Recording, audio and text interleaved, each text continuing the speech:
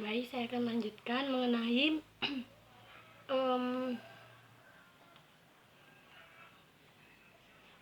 penjelasan lambung, yaitu tentang perpindahan obat sangat cepat saat perut kosong. Jadi yang dimaksud sini yaitu saat obat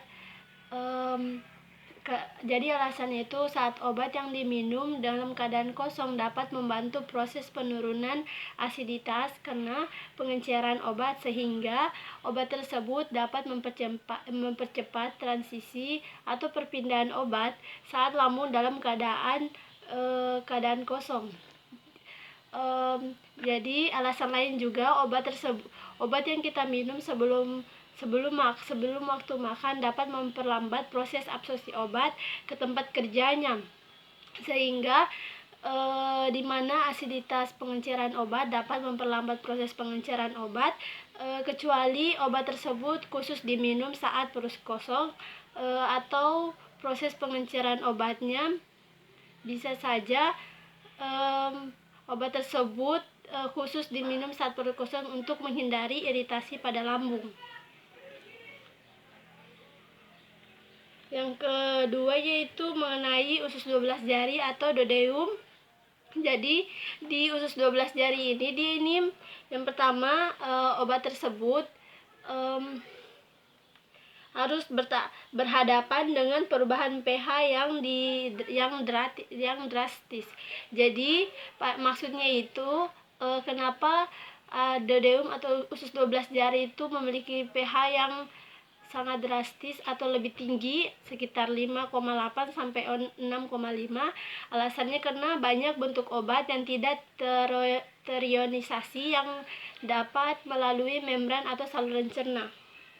Jadi maksudnya itu saat obat yang tidak bisa terlarut atau tidak terionisasi, jadi obat tersebut tidak bisa melewati membran pada saluran cerna. Yang kedua itu menghadapi sistem enzim baru. Yang ketiga, usus 12 jari atau dodeum, jejunum atau usus kosong, dan juga bagian atasnya itu atau disebut ileum. Ileum itu usus penyerapan, itu usus yang menyediakan permukaan yang lebih besar. Itu menyediakan luas permukaan yang lebih besar dan juga efisien untuk ke tempat absorpsi obat atau tempat kerja obat. Yang keempat yaitu mengenai villi atau jaringan yang berfungsi sebagai jalur pertukaran zat makanan. Jadi dia ini menyediakan area permukaan yang sangat luas untuk transfer atau perpindahan suatu molekul obat melalui sirkulasi sistemik. Yang terakhir ada jaringan kapiler di sekitar villi itu sekitar villi dan juga mikrovilli, dia itu menjadi jalur utama obat ke mencapai saluran sistemiknya. Yang selanjutnya itu dia absorpsi obat. Jadi mengenai absorpsi obat atau perpindahan obat di sini sangat berperan yaitu namanya membran. Karena membran merupakan perbatasan gastrointestinal. Mengapa dikatakan demikian? Karena di dalam sistem pencernaan dia itu tersusun oleh lipid, protein, lipoprotein, dan juga polisakarida yang bersifat semipermeabel. Jadi kata semipermeabel ini dia itu suatu membran sel yang hanya bisa dilewati oleh zat atau molekul tertentu. Dikatakan tadi kan dia ini membran tersusun oleh lipid, protein, dan juga lipoprotein dan polisakarida. Alasannya juga pada absorpsi dia ini bersifat semipermeabel atau tidak bisa terjadi pertukaran atau hanya bisa pertukaran zat makanan yang menyediakan area permukaan yang luas untuk transfer.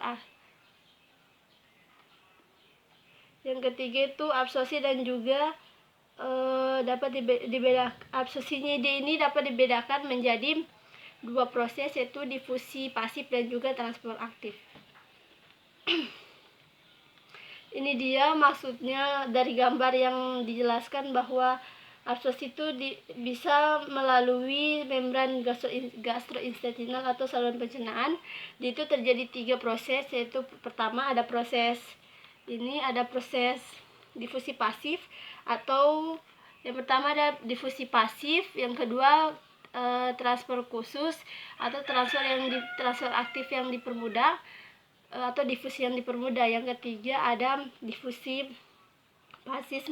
pasif melalui membran lipoid. Jadi ini difusi yang ketiga dia ini atau dikenal dengan pinositosis.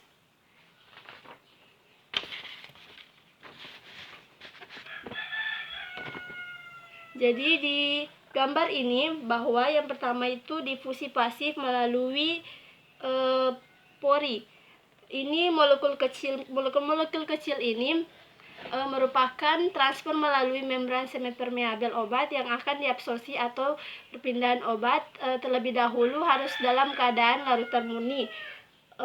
Jadi membrannya sini dia itu sangat kecil atau sempit. Molekulnya terdispersi secara merata pada bagian usus penyerapan atau ileum.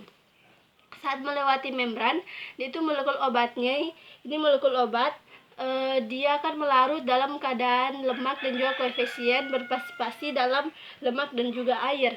Kemudian dia akan melewati jalur membran hingga keluar, di mana molekul obat akan meninggalkan membran lipid dan juga melarut lagi dalam keadaan medium air dan yang berada dalam membran. Contoh obatnya dia misalnya asam organik lemah, basa organik lemah, non elektrolit organik seperti alkohol, urea, aminodoprin, glikosida jantung. Proses kedua itu transfer khusus atau transfer aktif atau disebut difusi yang dipermudah. Jadi dia di sini di mana molekul-molekulnya membentuk molekul yang besar. Jadi transfer aktifnya dia itu untuk proses transfer aktif melalui molekul obat harus berada dalam keadaan larut dalam air. Kenapa? Karena dia itu di dalamnya terdapat inhibitor kompetitif. Kemudian dia ini molekulnya akan terdispersi atau di dalam membran ini terdapat zat pembawa. Jadi di ini molekulnya akan terdispersi merata secara molekuler pada situasi absorpsi. Jadi di transfer aktif ini pada bagian membrannya tiap obat harus memerlukan zat pembawa. Di dalam membran terdapat kotak-kotak, yaitu zat pembawa yang spesifik.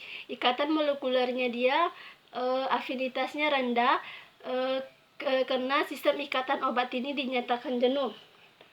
Kemudian di dalam transfer aktif dia itu harus melawan konsentrasi karena memerlukan energi. Jadi di sini terdapat energi atau ATP yang disebut dengan adenosin trifosfat. Di bawah pengaruh ATP dia itu pada bagian membran molekuler juga dapat dilepaskan oleh zat pembawanya. Jadi setelah obat molekul yang melekat sama zat pembawanya, setelah keluar dari membran dia akan keluar atau dilepaskan dari zat pembawanya. Kemudian obat tersebut akan kembali pada bagian luar membran. Yang ketiga dia ini proses pinositosis atau difusi yang melalui membran lipoid atau lipid.